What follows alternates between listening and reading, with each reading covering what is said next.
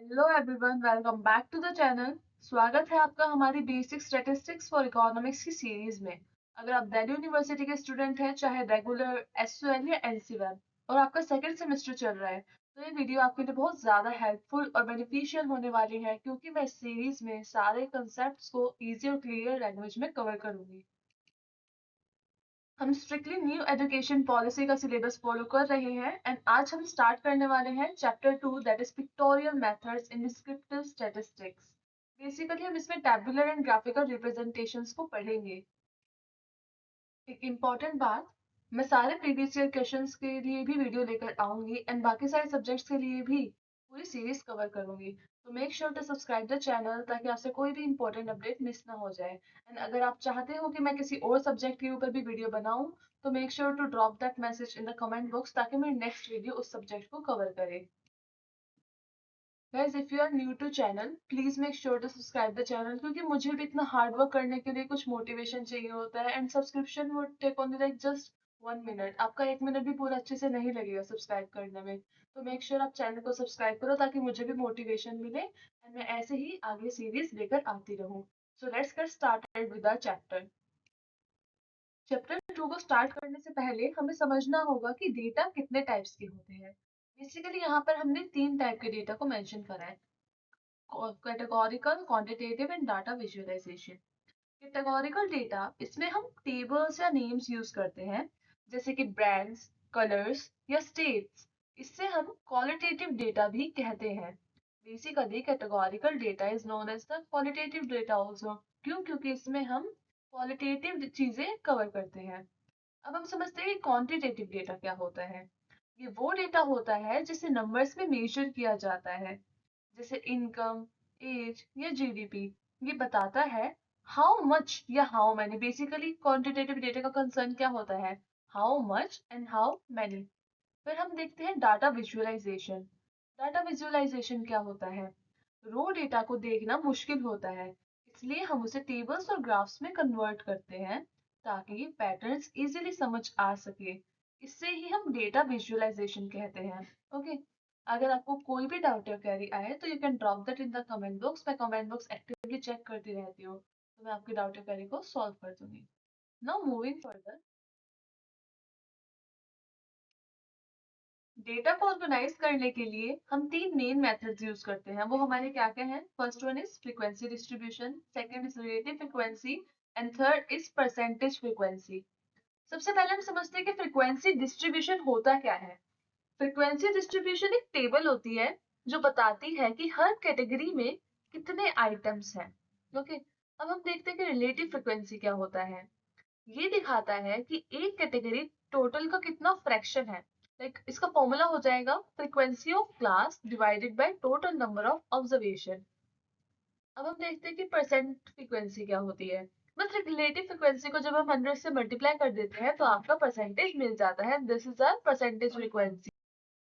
तो हमने तीनों ऑर्गेनाइजेशन मेथड्स देख लिए हैं। नाउ मूविंग फर्दर, यहाँ पर हम देखेंगे class mid point, dot plot and histogram. Class mid point क्या होता है? जब हम ग्रुप्स या क्लासेस बनाते हैं तो हम क्लास मिड पॉइंट निकालते हैं। ये लोअर और अपर लिमिट के बिल्कुल बीच की वैल्यू होती है। अब बात करते हैं डॉट प्लॉट की। डॉट प्लॉट सबसे सिंपल ग्राफ है जहां हॉरिजॉन्टल एक्सिस पर हर वैल्यू के लिए एक डॉट लगाया जाता है। मेक श्योर यहाँ पर आप ये चीज ध्यान दें कि जो डॉट लगाया जाता है वो कहाँ पर लगाया जाता है? हॉरिजॉन्टल एक्सिस पर। इससे हमें तुरंत पता चल जाता है कि डेटा कहाँ जमा हो रहा है। Now this is our histogram. अब हम समझेंगे कि हिस्टोग्राम क्या होता है। हिस्टोग्राम समझना आपके लिए बहुत ज्यादा इंपॉर्टेंट है क्योंकि ये इस चैप्टर का मेन एरिया कवर करता है। सिंपल वर्ड्स में कहें तो हिस्टोग्राम क्वालिटेटिव डेटा का सबसे कॉमन ग्राफिकल डिस्प्ले है। जब हम डेटा को क्लास या इंटरवल में डिवाइड करते हैं, लाइक 10 to 20, 20 to 30, बेसिकली हम यहाँ पर डेटा को किस में डिवाइड कर रहे हैं? In the intervals, right? तो वो विजुअलाइज करने के लिए हम हिस्टोग्राम यूज करते हैं। अब हम देखेंगे कि हिस्टोग्राम का कंस्ट्रक्शन कैसे होता है। बेसिकली हिस्टोग्राम को बनाया कैसे जाएगा। सबसे पहले आप अपनी वेरिएबल ऑफ इंटरेस्ट, जैसे मार्क्स या इनकम को हॉरिजॉन्टल एक्सिस पर रखोगे। वेरिएबल ऑफ इंटरेस्ट आप कहाँ पर रखोगे? On horizontal axis. ये कौन सा एक्सिस हो गया आपका? X axis, right? उसके बाद फ्रीक्वेंसी या रिलेटिव परसेंट फ्रीक्वेंसी को आप वर्टिकल वाई एक्सिस पर दिखाओगे। आपको फ्रीक्वेंसी कहाँ पर दिखानी है? This axis. ये कौन सा एक्सिस है आपका? Y axis. एंड ये कौन सा एक्सिस था आपका? X axis. हर क्लास के लिए एक रेक्टेंगल ड्रॉ करा जाता है। रेक्टेंगल की विड्थ वही होती है जो आपकी क्लास की विड्थ होगी, और उसकी हाइट फ्रीक्वेंसी के बराबर होती है। यहाँ पर मैंने एक हिस्टोग्राम की इमेज भी ले ली है ताकि उससे आपको बेहतर समझ आए। यहाँ पर मैंने एक्स एक्सिस पर, जो कि हमारा हॉरिजॉन्टल एक्सिस है, वहां पर मैंने रखा है वेरिएबल ऑफ इंटरेस्ट को, एंड वाई एक्सिस पर मैंने रखा है फ्रीक्वेंसी को। वाई एक्सिस हमारा क्या है? Vertical axis. आई होप इससे आपको कंस्ट्रक्शन समझ आ गया होगा। अब हम देखेंगे कि इसमें कोई गैप्स नहीं होते, ये वाला पॉइंट। ये पॉइंट ध्यान से सुनिए, क्योंकि एग्जाम में यही डिफरेंशिएट करता है बार ग्राफ और हिस्टोग्राम को। हिस्टोग्राम में रेक्टेंगल्स के बीच में कोई नेचुरल सेपरेशन या गैप्स नहीं होता। ये जो रेक्टेंगल्स होते हैं एक दूसरे से बिल्कुल जुड़े हुए होते हैं। ऐसा क्यों होता है? क्योंकि क्वांटिटेटिव डेटा कॉन्टिन्यूस होता है। जहाँ एक क्लास खत्म होती है, that is like upper limit जो होती है, वहीं से क्लास शुरू हो जाती है, लोअर लिमिट वाली। इसलिए बार्स एक दूसरे से चिपके हुए होते हैं हिस्टोग्राम। गाइस, मैं भी इतनी मेहनत करती हूँ अपने 3 to 4 आवर लगा के एक वीडियो के लिए। मैं पूरी स्लाइड्स प्रिपेयर करती हूँ, फिर स्क्रिप्ट लिखती हूँ, पूरा डेटा एनालाइज करती हूँ, क्या क्या मुझे वीडियो में कवर करना है, कोई पॉइंट छूट तो नहीं गया है। तो इसमें बहुत ज़्यादा हार्ड वर्क लगता है। तो आई होप आप इसे समझ रहे होंगे। तो इसीलिए आप मेरे चैनल को सब्सक्राइब कर लेते, क्योंकि आपका सब्सक्रिप्शन मुझे मोटिवेशन प्रोवाइड कराता है, and it will take like just few minutes subscribe करने में। अगर आपने चैनल अभी तक सब्सक्राइब नहीं करा है तो आप चैनल को सब्सक्राइब कर लें। ओके, नाउ मूविंग फर्दर, यहाँ पे मैंने हिस्टोग्राम और बार ग्राफ की इमेज लगाई है ताकि आप इन दोनों में आराम से डिफरेंशिएट कर सको। यहाँ पर बार ग्राफ एक कैटेगोरिकल डेटा के लिए होता है, और बार्स के बीच में गैप होता है। यहाँ पर आप इनके बीच में गैप देख पा रहे होगे। बट हिस्टोग्राम में ये गैप बिल्कुल नहीं होता है। ये जो बार्स होती है ये एक दूसरे से बिल्कुल चिपकी हुई होती है। आई होप यहाँ से आपको हिस्टोग्राम और बार ग्राफ का डिफरेंस क्लियर हो गया होगा। अब हम देखते हैं कि पाई चार्ट क्या होता है। पाई चार्ट एक सर्कल होता है जो डेटा को प्रोपोर्शन को स्लाइसेस में दिखाता है। यहाँ पर जो डेटा है आपका उसको स्लाइसेस के प्रोपोर्शन में शो करा गया है। एंड यहाँ पर ये कलर बता रहे हैं कि लाइक ऑरेंज कलर क्या दिखा रहा है, पर्पल कलर क्या दिखा रहा है। ओके, नाउ मूविंग फर्दर, अब हम पढ़ेंगे डिस्ट्रीब्यूशन शेप्स। ये बहुत ज्यादा इंपॉर्टेंट टॉपिक है, यहाँ से बार बार क्वेश्चन रिपीट होते हैं। अगर आप प्रीवियस क्वेश्चन पेपर एनालाइज करोगे तो यहाँ से आपको काफी सारे क्वेश्चन देखने को मिल जाएंगे। एग्जाम्स में आपको ये शेप्स आइडेंटिफाई करने को आती है, इसीलिए मैंने यहाँ पर शेप्स की इमेज भी एडजस्ट कर दी है ताकि आप एग्जाम में इजीली से आइडेंटिफाई कर सको एंड आपको कोई भी इशू ना आए। हिस्टोग्राम जो होता है वो शेप रिवील करता है इकोनॉमिक डेटा की। एंड जो ये शेप है ये 3 टाइप की हो सकती है। First one is symmetric, second one is right skewed, and third one is left skewed. सबसे पहले हम देखते हैं कि सिमेट्रिक कौन सी होती है। यहाँ पर आप सिमेट्रिक की इमेज देख पा रहे होगे। अब सिमेट्रिक के नेम से ही समझो, नाम में ही है सिमेट्रिक। हमने छोटी क्लास में पढ़ा है सिमेट्रिक का मतलब भी क्या, सिमेट्रिक का मतलब क्या होता है? जो किसी चीज को दो इक्वल पार्ट्स में डिवाइड कर दे, राइट। अगर ये सिमेट्रिक है तो ये इस वाले हाफ को एंड इस वाले हाफ को इक्वल पार्ट में डिवाइड कर रहा होगा, राइट। अगर हम बीच से एक लाइन ड्रॉ कर दे, वर्टिकल लाइन, एंड अगर तो दोनों हाफ्स को इक्वल डिवाइड कर रहा है तो that is symmetric. That is left और राइट साइड अगर एक जैसी होती है तो वो हमारा कैसा डेटा होता है? सिमेट्रिक डेटा होता है। अगर आपको बेल शेप दिखे ना, बिल्कुल बेल शेप, तो that is our symmetric data. आप एग्जाम में आई होप इसे आराम से लिख के आ सकते हो। एंड अगर आपको स्टिल कोई भी कंफ्यूजन आ रहा है तो drop that in the comment box. अब हम देखते हैं कि राइट स्क्यूड या फिर पॉजिटिवली स्क्यूड क्या होता है। यहाँ पर हमारा राइट स्क्यूड का ग्राफ है। आप कंफ्यूज मत हो जाना, राइट स्क्यूड या फिर पॉजिटिवली स्क्यूड दोनों सेम बात होती है। इसकी टेल राइट साइड लंबी होती है। एंड इकोनॉमिक्स में इनकम हमेशा राइट स्क्यूड होती है। और यहाँ पर दे रखा है हमारा लेफ्ट स्क्यूड। लेफ्ट स्क्यूड मतलब नेगेटिवली स्क्यूड। इसकी टेल हमेशा लेफ्ट साइड लंबी होती है। ओके, अब यहाँ पर एक इम्पोर्टेंट पॉइंट है नोट करने वाला। जो ये राइट स्क्यूड है ना, इसके लिए पर्टिकुलर एक रूल होता है। क्या कि जो इसका मोड, मीडियन और मीन होते हैं ये असेंडिंग ऑर्डर में ऑर्गेनाइज होते हैं। इसका मतलब ये हो गया कि जो इसका मोड है that would be greater than, अगर जो इसका मीडियन है वो मोड से बड़ा होगा एंड जो इसका मीन है वो मीडियन से बड़ा होगा। तो आप अगर इसे अरेंज करोगे तो कैसे अरेंज हो जाएगा? मोड छोटा है मीडियन से। प्लीज हैंडराइटिंग का थोड़ा एडजस्ट कर लेना। आप जो मैं बोल रही हूँ उसे ध्यान से सुनो। यहाँ पर जो मोड होगा हमारा वो छोटा होगा मीडियन से, एंड जो मीडियन है वो छोटा होगा मीन से। अगर आपको ये कैरेक्टरिस्टिक दिख रही है किसी भी डेटा में, इट मीन्स आपका डेटा कैसा है, आपका डेटा है राइटली स्क्यूड या फिर पॉजिटिवली स्क्यूड। आई होप आपको समझ आ रहा होगा। राइट स्क्यूड में जो अमीर लोग हैं या हाई वैल्यूज है, वो मीन को अपनी तरफ राइट साइड खींचती है, इसीलिए यहाँ पर जो मीन है वो सबसे बड़ा है। यहाँ पर हम देख रहे हैं ना कि इसके एक राइटवर्ड टेल है। आई होप आपको यहाँ से राइट स्क्यूड समझ आया होगा। मैं आपके लिए फिर से रिपीट कर देती हूँ। ये मोड, मीडियन और मीन असेंडिंग ऑर्डर में ऑर्गेनाइज होते हैं। मोड छोटा होता है मीडियन से, एंड मीडियन छोटा होता है मीन से, एंड मीन इसमें सबसे बड़ा होता है, क्योंकि जो हाई वैल्यूज है उनको मीन अपनी तरफ राइट साइड खींच लेती है। अब हम समझते हैं कि लेफ्ट स्क्यूड क्या होता है। लेफ्ट स्क्यूड में जो एक्सट्रीम वैल्यूज होती है वो क्या करती है, वो मीन को नीचे गिरा देती है, इसलिए यहाँ पर मीन सबसे छोटा होता है। हमने यहाँ पे देखा है ना, इसकी एक लेफ्टवर्ड टेल भी होती है। इसका रूल क्या बन गया फिर, mean is less than median, median is less than mode.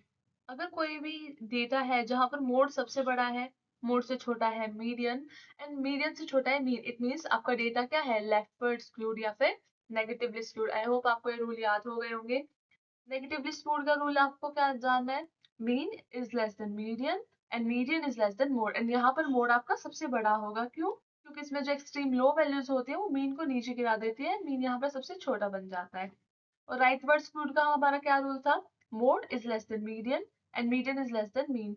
यहाँ पर जो हाई वैल्यूज होते हैं मीन को अपनी तरफ राइट साइड खींच लेती है, इसलिए मीन यहाँ पर सबसे बड़ा होता है।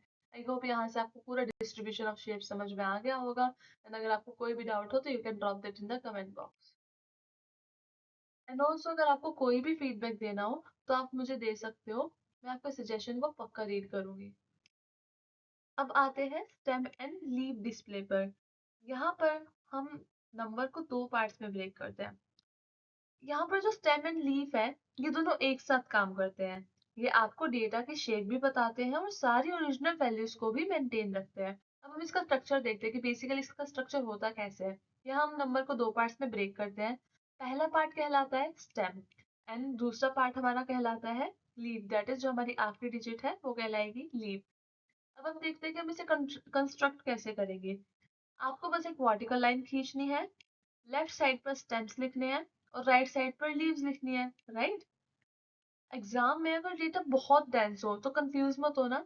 हम एक ही नंबर, जैसे लाइक 5 के लिए दो स्टेम्स बनाते हैं। पहले 5 स्टेम में सिर्फ 0 से 4 तक के डिजिट्स आएंगे और दूसरे 5 वाले स्टेम में 5 से 9 तक के डिजिट्स आए होंगे। इससे डेटा और भी क्लियर दिखता है। ये टॉपिक बच्चों को काफी ज्यादा कंफ्यूजिंग लगता है, तो मैं आपके लिए एक बार फिर से रिपीट कर देती हूँ ताकि आप लोगों को अच्छे से समझ में आए। हिस्टोग्राम में एक प्रॉब्लम होती है, हमें डेटा की शेप तो दिख जाती है, लेकिन हम ओरिजिनल वैल्यूज खो देते हैं। But stem and leaf display इसी प्रॉब्लम का सॉल्यूशन है। ये आपको डेटा की शेप भी दिखाता है और साथ ही साथ सारी ओरिजिनल वैल्यूज को भी मेंटेन रखता है। इसका स्ट्रक्चर मैंने आपको बताया था कैसे बनेगा। इसमें हम हर नंबर को दो पार्ट्स में डिवाइड करते हैं। पहला पार्ट होता है हमारा स्टेम एंड दूसरा पार्ट हमारा होता है लीफ। स्टेम जो नंबर के शुरुआत डिजिट्स होते हैं उसे बोलते हैं, एंड लीफ बोलते हैं जो नंबर का आखिरी या फिर लास्ट डिजिट होता है उसे। ओके, मान लीजिए कि आपके पास नंबर है 85, तो यहाँ पर जो आपका 8 है ये क्या बन जाएगा, स्टेम, एंड जो आपका 5 है वो क्या बन जाएगा, लीफ। ओके, अब हम देखते हैं कि इसका कंस्ट्रक्शन कैसे होता है। ये मैंने आपको भी बताया था। इसे बनाने के लिए हम एक वर्टिकल लाइन ड्रॉ कर लेते हैं। लेफ्ट साइड पर हम सारे क्या लिखते हैं, स्टेम्स लिखते हैं। ओके, स्मॉलेस्ट टू लार्जेस्ट, तो राइट साइड पर हम लिखते हैं स्टेम के आगे उसकी लीव्स, उन्हें लिखते हैं।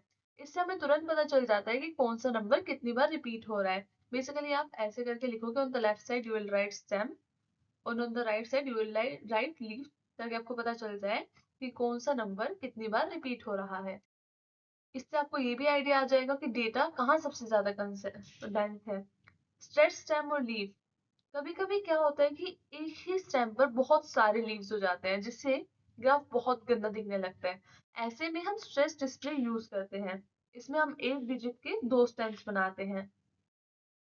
आई होप आपको स्टेम एंड लीफ डिस्प्ले समझ आया होगा, एंड स्टिल आपको कोई डाउट है तो आप मुझे बता देना, मैं उसे सॉल्व कर दूंगी। तो मूविंग फर्दर, यहाँ पे हम पढ़ेंगे रिलेशनशिप बिटवीन टू वेरिएबल। अभी तक हमने सिर्फ एक सिंगल वेरिएबल की बात की थी, जैसे मार्क्स या सिर्फ इनकम। लेकिन इकोनॉमिक्स में हमें अक्सर दो वेरिएबल्स के बीच का रिलेशनशिप डिफाइन करना होता है, लाइक प्राइस और डिमांड का रिलेशन या इन्वेस्टमेंट और जीडीपी का कनेक्शन। इन्हें एनालाइज करने के लिए हम दो मेन टूल्स यूज करते हैं। First one is cross tabulation and second one is scatter diagram. हम सबसे पहले देखते हैं कि क्रॉस टेबुलेशन क्या होता है। क्रॉस टेबुलेशन को हम कॉन्टिजेंसी टेबल भी बोलते हैं। सबसे पहले हम आते हैं क्रॉस टेबुलेशन पर, जिसे हम कॉन्टिजेंसी टेबल भी कहते हैं। एक ऐसा टेबल है जो दो वेरिएबल्स के डेटा को एक साथ समराइज करता है। मान लीजिए हमें देखना है कि जेंडर, लाइक मेल या फीमेल का सब्जेक्ट चॉइस इकोनॉमिक्स या स्टैटिस्टिक्स पर क्या असर है। हम एक साइड जेंडर लिखेंगे और दूसरी साइड सब्जेक्ट लिखेंगे। इससे हमें तुरंत पता चल जाता है कि किस ग्रुप की फ्रीक्वेंसी ज्यादा है। ये टेबुलर फॉर्मेट एनालिसिस के लिए बहुत हेल्पफुल होता है जब हमें कैटेगरीज को कंपेयर करना होता है। अब हम देखते हैं कि स्कैटर डायग्राम क्या होता है। जो स्कैटर डायग्राम है वो एक ग्राफिकल रिप्रेजेंटेशन होता है रिलेशनशिप का बिटवीन टू क्वांटिटेटिव वेरिएबल। ये पॉइंट बहुत ज्यादा इंपॉर्टेंट है कि किन दो चीजों के बीच में रिलेशनशिप दिखाता है, क्वांटिटेटिव वेरिएबल्स के बीच में। ओके, और ये भी बेसिकली दो पार्ट्स में डिवाइडेड है। First one is positive relationship and next one is negative relationship. जो पॉजिटिव रिलेशनशिप है उसमें पॉइंट्स कहाँ जाते हैं, ऊपर जाते हैं। यहाँ पर मैंने पॉजिटिव रिलेशनशिप का डायग्राम भी यूज कर रखा है। पॉजिटिव रिलेशनशिप में क्या हो रहा है, ये जो हमारे पॉइंट्स हैं वो कहाँ जा रहे हैं, ऊपर की साइड जा रहे हैं, राइट। यहाँ पर देखो जो ये पॉइंट्स है क्या कर रहे हैं, ऊपर की साइड जा रहे हैं। एंड नेगेटिव रिलेशनशिप में क्या हो रहा है, जो पॉइंट्स है वो नीचे की साइड आ रहे हैं। ओके, एंड नो कोरिलेशन में मतलब पूरे एरिया में जो स्टार्स है वो स्कैटर है, यहाँ पर कोई रिलेशन दिख नहीं रहा। अब अगर हम इस रिलेशनशिप को ग्राफ पर देखना चाहें तो हम यूज कर सकते हैं स्कैटर डायग्राम। ये मैंने आपको दिखा दिया कि कैसे स्कैटर डायग्राम के यूज करके हम इसे ग्राफ पर देख सकते हैं। अगर हमारी डॉट्स नीचे से शुरू होकर ऊपर की तरफ जा रही है, इसका मतलब है कि एक वेरिएबल बढ़ने पर दूसरा भी बढ़ रहा है, जिससे इनकम बढ़ने पर स्पेंडिंग बढ़ती है। और नेगेटिव रिलेशनशिप में क्या आएगा, अगर डॉट्स ऊपर से नीचे की तरफ आ रही है तो ये नेगेटिव रिलेशनशिप है, जैसे प्राइस बढ़ने पर डिमांड कम हो जाती है। और नो रिलेशनशिप में क्या आएगा, अगर डॉट्स पूरे ग्राफ पर बिखरे हुए हैं, लाइक स्कैटर्ड है और कोई पैटर्न नहीं बन रहा है, तो मतलब दोनों वेरिएबल्स का आसपास में कोई लेना देना नहीं है। नाउ मूविंग फर्दर, ये है हमारा आज का लास्ट टॉपिक इस चैप्टर का, that is cumulative distribution and ऑर्जाई। कभी कभी क्या होता है, हमें ये जानना होता है कि कितने स्टूडेंट्स के मार्क्स 50 से कम है या कितने लोगों की इनकम 1 लाख से कम है। ऐसे केसेस में हम फ्रीक्वेंसीज को ऐड करते चले जाते हैं। इस प्रोसेस को हम बोलते हैं क्यूमुलेटिव डिस्ट्रीब्यूशन। और जब हम इस क्यूमुलेटिव फ्रीक्वेंसी को एक लाइन पर दिखा देते हैं तो उसे हम कहते हैं ओजाइव। एंड यहाँ पर मैंने एक ओजाइव की इमेज आपके लिए रखी हुई है, इससे आप समझ सकते हो अच्छे से कि ओजाइव क्या होता है। याद रखना कि जो ओजाइव होता है वो हमेशा ऊपर की तरफ, लाइक अपवर्ड स्लोपिंग ही जाता है, क्योंकि हम फ्रीक्वेंसीज ऐड कर रहे हैं तो टोटल हमेशा बढ़ेगा ही, कभी नीचे नहीं आएगा। तो ये था हमारा चैप्टर 2 का डिटेल एक्सप्लेनेशन। हमने हिस्टोग्राम्स की शेप्स देखी, स्क्यूनेस को समझा, स्टेम एंड लीफ पढ़ा और ग्राफ्स बनाने सीखे। मैंने ये सारी स्लाइड्स और इमेजेस आपके लिए डिटेल रखी हैं ताकि आप एग्जाम में इनका यूज कर सके। एंड अगर आप चाहते हो कि मैं इसका पीडीएफ शेयर करूँ तो आप कमेंट बॉक्स में डाल देना। इन नेक्स्ट वीडियो हम कवर करेंगे chapter 3, measures of central tendency, जो कि होता है mean, mode and median. And अगर आपको इस चैप्टर के प्रैक्टिस न्यूमेरिकल्स भी चाहिए तो आप मुझे बता देना, मैं उसके ऊपर भी एक पर्टिकुलर सेपरेट वीडियो लेकर आ जाऊंगी। अगर वीडियो अच्छी लगी हो तो make sure to like the video and subscribe the channel, ताकि आपसे कोई भी इंपॉर्टेंट अपडेट्स मिस ना हो जाए। एंड मैं आपको ये रिक्वेस्ट करूंगी कि आप फीडबैक जरूर डालना कि आप कौन से सब्जेक्ट के ऊपर और वीडियोस चाहते हो, like on what core subjects और ऑन व्हाट वैक सैक और एईसी आप वीडियोस चाहोगे कि मैं उसके ऊपर लेकर आऊं। Till then stay tuned for the part 3। Thank you.